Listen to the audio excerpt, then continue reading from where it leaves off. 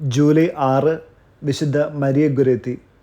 ജനനം 1890 ഒക്ടോബർ 16. മരണം 1902 ജൂലൈ 6 11-ാമത്തെ വയസ്സിൽ ഇറ്റലിയിൽ വെച്ച്.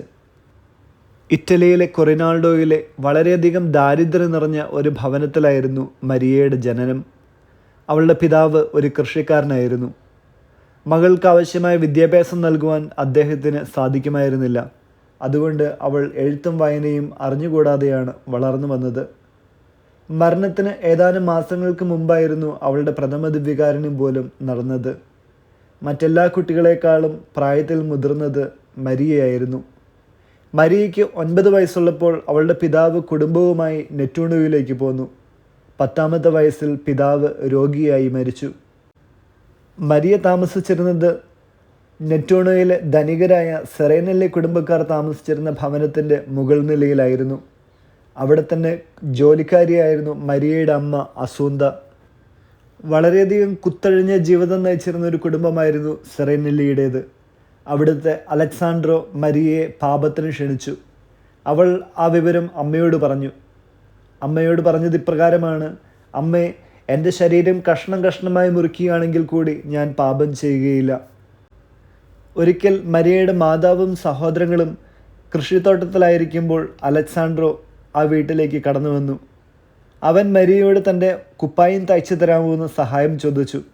അവൾ അവൻ്റെ കുപ്പായം തയ്ച്ചുകൊണ്ടിരിക്കുമ്പോൾ മുറിക്കുള്ളിൽ കയറുകയും അവളെ പാപത്തിനു വേണ്ടി ക്ഷണിക്കുകയും ചെയ്തു. ഞാൻ വഴങ്ങുകയില്ല, മരിക്കുകയുള്ളൂവെന്ന് അവൾ പറഞ്ഞു. മാത്രമല്ല അവനോടിങ്ങനെ പറഞ്ഞു: ഇത് ദൈവം ഇഷ്ടപ്പെടുന്നില്ല, അത് പാപമാണ്, നീ നരകത്തിൽ പോകും. അവൾ ഇപ്രകാരം പറയുമ്പോൾ അലക്സാൻഡ്രോ കുപ്പായത്തിൽ ഒളിച്ചു വെച്ചിരുന്ന കടാരയെടുത്ത് 14 പ്രാവശ്യം മരിയയെ കുത്തി. മകളുടെ നിലവിളി കേട്ട് ഓടിയെത്തിയ അസൂന്ത ചോരയിൽ കുളിച്ചു കിടക്കുന്ന മരിയയാണ് കണ്ടത്. അവർ അവളുടെ കുമ്പസാരക്കാരനെ വിളിച്ചു വരുത്തി. കുമ്പസാരക്കാരനോട് മരിയ പറഞ്ഞു: ഞാൻ അലക്സാൻഡ്രോയോട് ക്ഷമിക്കുന്നു, ഒരിക്കൽ അയാൾ മാനസാന്തരപ്പെടും. നല്ലൊരു ആശുപത്രി പോലും ആ പ്രദേശത്തുണ്ടായിരുന്നില്ല. അതുകൊണ്ട് തന്നെ തക്ക സമയത്ത് അവൾക്ക് ചികിത്സ ലഭ്യമായിരുന്നില്ല.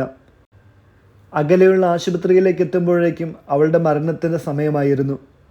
24 മണിക്കൂറിന് ശേഷം മരിയ ആശുപത്രിയിൽ വെച്ച് മരിച്ചു.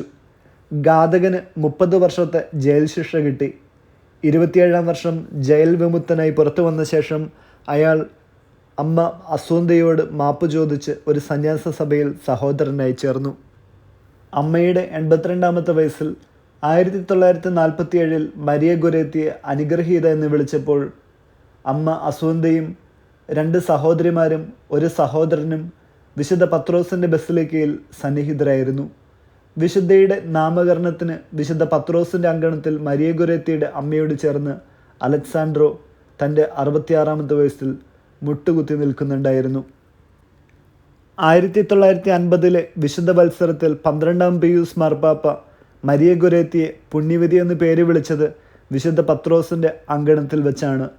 2.5 ലക്ഷം പേർ പ്രസ്തുത ചടങ്ങിൽ പങ്കെടുത്തുവെന്ന് പറയുമ്പോൾ ഈ കൊച്ചു രക്തസാക്ഷിണിയുടെ പ്രശസ്തി ഊഹിക്കാമല്ലോ.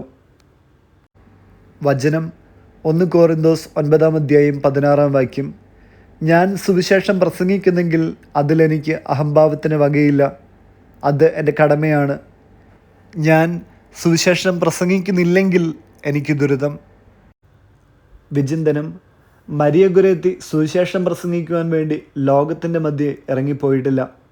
അവൾ അവളുടെ ഭവനത്തിൻ്റെ ഇല്ലായ്മകൾക്കുള്ളിൽ നിന്നുകൊണ്ട് ആ ഭവനത്തിൻ്റെ ഉത്തരവാദിത്തങ്ങൾ നോക്കിക്കണ്ട് ചെയ്യുന്ന ഒരു നല്ല മകളായാണ് വളർന്നു വന്നത്. പരിശുദ്ധ കുർബാനയിൽ നിന്നും വൈദികൻ പറയുന്ന സുവിശേഷ ഭാഗങ്ങൾ മാത്രമാണ് അവൾ കേട്ട് വളർന്നത്. ആ വചനത്തോട് അവൾ വലിയൊരു ആഭിമുഖ്യം പ്രകടിപ്പിച്ചിരുന്നു. അതുകൊണ്ടാണ് തൻ്റെ ജീവിതം പാപത്തിന് വിട്ടുകൊടുക്കുകയില്ല എന്നവൾ തീരുമാനിച്ചത്. മരിയ ഗൊരേത്തിക്ക് വേദോപദേശം കാര്യമായി അറിയാൻ പാടില്ലായിരുന്നുവെങ്കിലും വിശ്വാസത്തിന് യാതൊരു കുറവുമുണ്ടായിരുന്നില്ല.